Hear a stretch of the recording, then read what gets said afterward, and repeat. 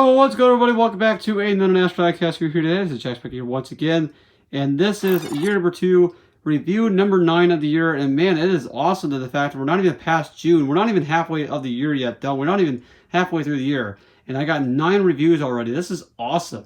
Well, the 2020s are really slow paced. I get to have, classic diecast and stuff like that.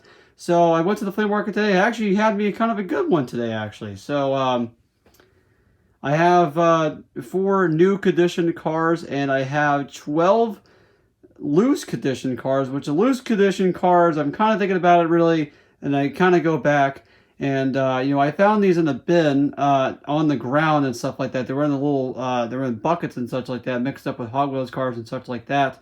And these cars, they're not in the greatest condition. When I actually got them, they were really like in a condition to where they've been played with and such like that, but they're not in a bad condition really at all. They're not too bad. But I kind of reflect that and kind of being like, maybe this is just really kind of a one time. If I know I'm finding years I'm looking for and stuff like that, then yeah, this is a great opportunity. But I probably won't do that again, honestly, because I like basically buying them in new conditions and such like that. But we're going to go over the diecast review now. We're going to get this thing started.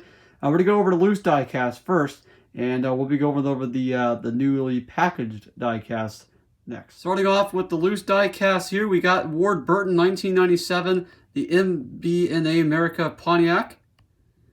This one's kind of right here, kind of confusing. I know in my book I thought it'd be a 1997, but actually it's a 1995. But I'm going to just say this one's a 97 for right now until if I actually can find one that's actually packaged. But 1995, 1997, number 34, Mike McLaughlin, Royal Oak, Chevrolet Monte Carlo. 1997, Jeff Burton, Exide Batteries Ford. Now to go on to 1998, we got 1998 Lake Speed, the Cartoon Network card, Cartoon Network Ford. We got the 1998 Ernie Irvin Skittles Pontiac, just kind of like what Derek Cope ran in 97 the previous year. Wally Dollabacks 1998 First Union Monte Carlo. Now we're going to go on to 1999. We got 1999 Michael Waltrip, the number 21 Band-Aid Chevrolet, the Busch Series. 1999 Ernie Irvin, the M&M's Pontiac. 1999 Kenny Wallace Square D Chevrolet. 1999 Robert Presley, the Jasper Engines, one of the special paint season ran in that year, the Jasper Engines Ford. Kenny Wallace's 2003 Stacker 2 Chevrolet from the Busch Series. And then finally, this one's kind of a childhood memory. I got this one back, but a little bit in bad kind of condition. But Casey Kane's 2004 Dodge Mopar Dodge. How about that? I got that one back. But now we're going to go on to the newer diecast. So here's the first car of one of the new condition diecasts here. So here's the first car that the 1998 First Plus Lowens Ford for Jerry NADEAU, and what a car this is, actually. So, I gotta ask you guys, does this actually remind you of the Miami Dolphins? Because look at the colors on this thing. That's freaking cool, right? But, I actually know this because one of the Miami Dolphins players and the Beloit actually, they got together and just got Jerry NADEAU a ride. And what a car this is, man. I like this thing so much. I actually paid $5 for this from one guy. I was wanting to get this car for $1, but unfortunately I didn't. So that was the front of the Taurus nose right there. Nothing much about that. But here is the left side of the diecast. Man, it so reminds me of the Miami Dolphins. Here's the roof. Back in the back here, it says, and star in the back. Not necessarily what said that. I cannot actually see what that said back there, but there is the back end of the car. Here's the right side of the car, same side as the left, and that is Jerry NADEAU number 13. If you guys basically get the Racing Champions or whatnot, you get it with this. If you get it in the Hot Wheels version, I think you actually get a card, but you don't get a stand. So that is it basically for Jerry NADEAU. On to the next car, which is the Dale Hart 1999 GM GOODWRENCH Wrangler Tribute. So here's the next car on the newly conditioned diecast. It is the 1999 Dale Hart Wrangler / GOODWRENCH Tribute car. What a cool car. Man, you know what? For the thrill of the purchase, man, I really wanted this thing super freaking bad. So here it is right here, ladies and gentlemen, in the action diecast. Really, really cool. So here's the Monte Carlo nose with regular on the hood. If you guys hear that noise in the background, it's actually raining right now with a little bit of a thunderstorm coming this way. But otherwise, we're just continuing on doing a review. Well, nothing's stopping us.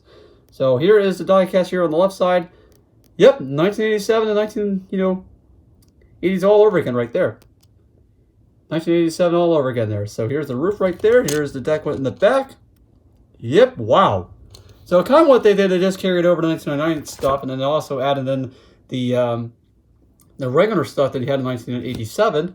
And yeah, made this awesome tribute card. And he ran this in the Winston, by the way. And I highly recommend you guys pick this car up. If you guys actually don't have the 1999 version, get the 87 version of this car. It is totally worth it because I have plenty of that. I actually have two 1987 regular cars from Dale Hart, and as well as a 1989. The first of Dale Hart's GOODWRENCH cars, 1989, or else 88, I should say. Well, I know it's 89. The Monte Carlo, and as well as the Lumina. So I think, actually, no, they went to the Lumina's 89, but I also got the 88 Monte Carlo GM GOODWRENCH car from Dale Hart, and I totally recommend you guys to get these cars. Honestly, they're a really, really cool thing to get in your collection. So, on the next car, we got the 2000 Dale Hart GM GOODWRENCH Chevrolet. So here's the next diecast, as in the newly conditioned diecast, which is the 2000 Dale Hart GM GOODWRENCH Service Chevrolet Monte Carlo. And this is actually the normal car that he ran, but not the Daytona 500 though, because he ran in the Tasmanian Devil car. But this is the car that ran most majority of the season in.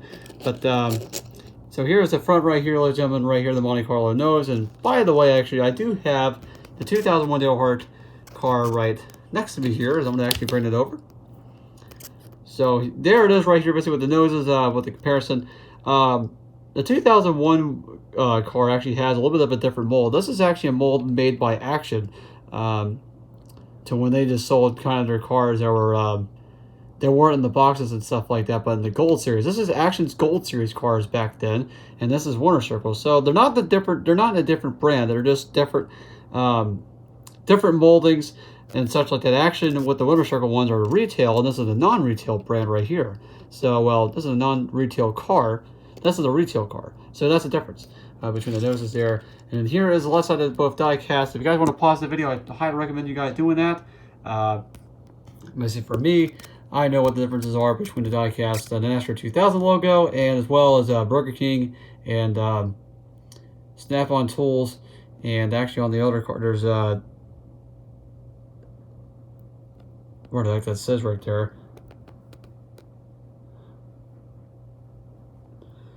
Production or something like that.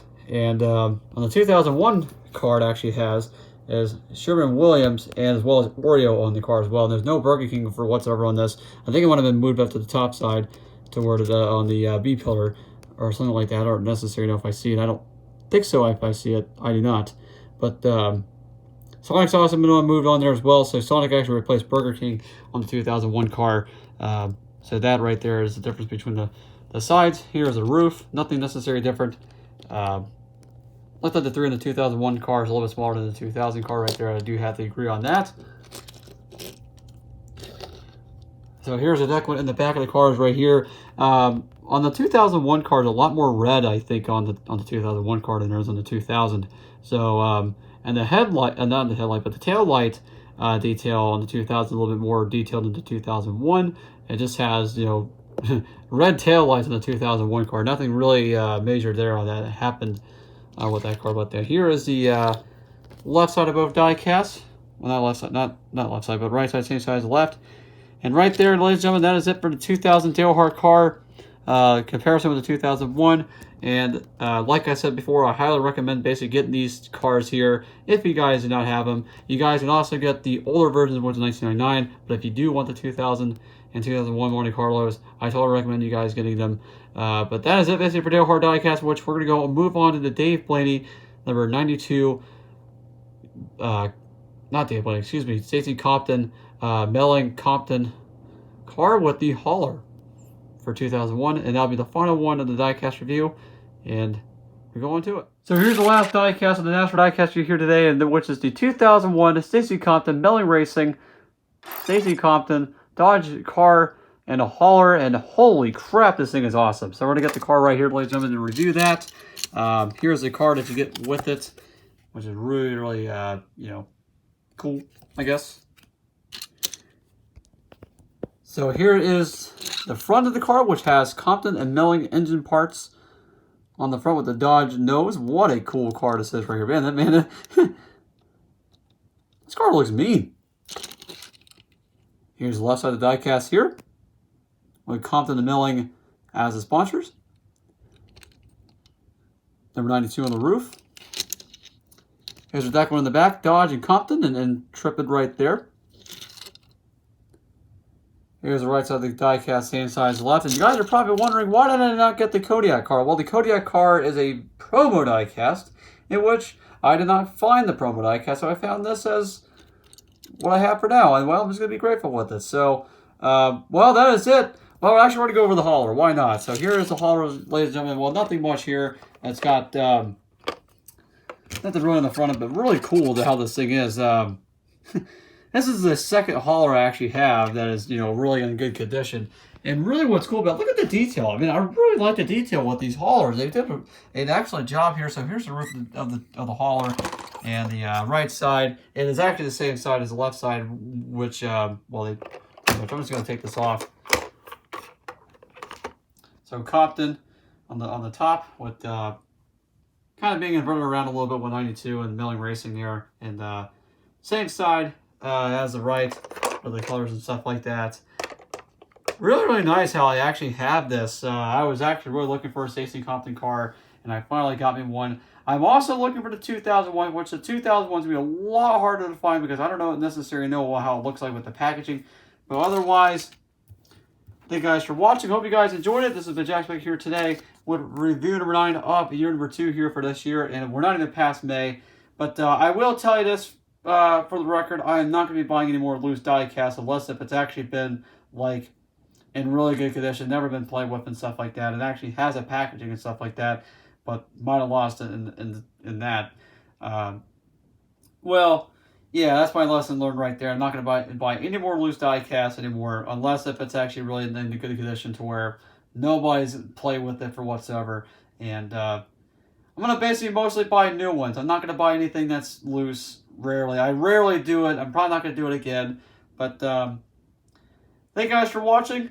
And I'll see you guys in the next Nascar Diecast review I have, which I will be going down to the flea market on May 30th, which is down in Canton, Texas. The first Monday's trade days. And I may have something bring it back. I'm not so sure exactly, but hopefully I do, because I always have a lot of good luck with that. But I want to just remind you guys to keep on fighting a good fight, because God's going to plan it all of our lives. And see you guys in the next diecast review. See you guys in the next video. Signing out.